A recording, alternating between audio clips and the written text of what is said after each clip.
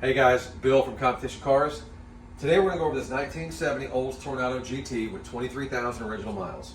We'll do an exterior walk around and then we'll do another video here in a second that we'll do the engine bay, interior and trunk. So a little story behind this car. It's a nice straight original car with a one-time repaint. I buy a lot of cars on the internet and I meet a lot of different interesting people.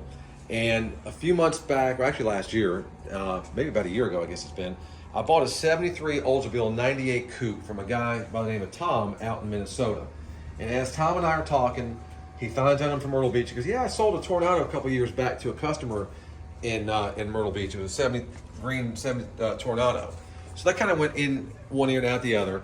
So a couple months go by and this car comes up for sale. This car actually belonged to a customer of mine that I sold a Hyundai Elantra to. And the husband had passed, and the lady calls and goes, hey Bill, do you remember us? I remember who she was. She goes, I've got an old classic car that I'd like to sell.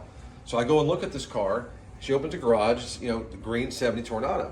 So the first thing that comes to my mind is I need to call Tom on this car just to kind of get some expertise on the Toronado model. This guy's involved in Oldsmobile. He's been a big Oldsmobile guy his whole life.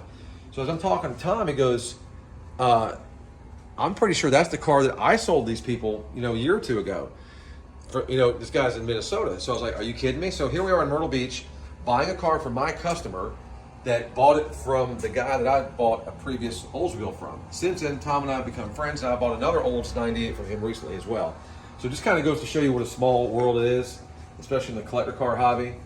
But anyway, so Tom was telling me that lady bought this car new in 1970, loaded with options, power windows, power seats, tilt, telescopic, air conditioning, but radio delete.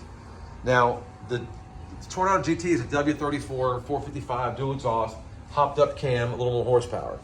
And he was telling me that when the lady came home with the car and showed the son the car, he's like, well, where's the radio? And the old lady goes, hey, I bought this car for its power, I want to hear the engine, not the radio.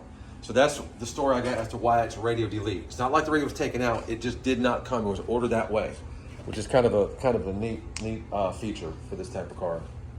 Anyway, Tom and his buddy rescued this car sometime in the early 90s, I think he told me.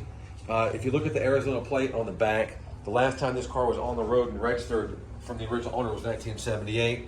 Again, my guy got it in the 90s. They did the paint job. They actually pulled the motor and rebuilt the motor as well, or at least I think the top end of the motor. There's a receipt in there for that as well.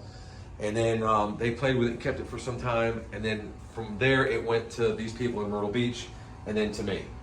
Then I got the car and did a series of things to the car to get it ready in preparation for the sale. Things like the transmission.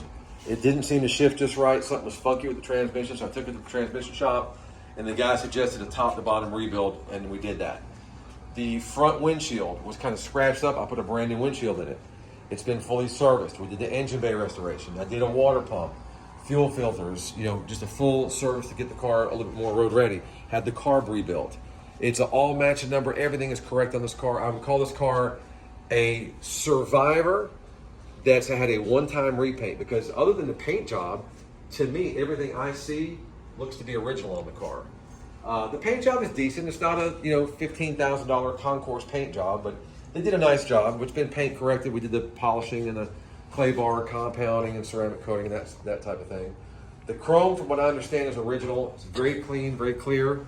And if you look on the top of this bumper, it's minimal, but you can see there's a little bit of, I don't know if you want to call it checking or, what would you call that?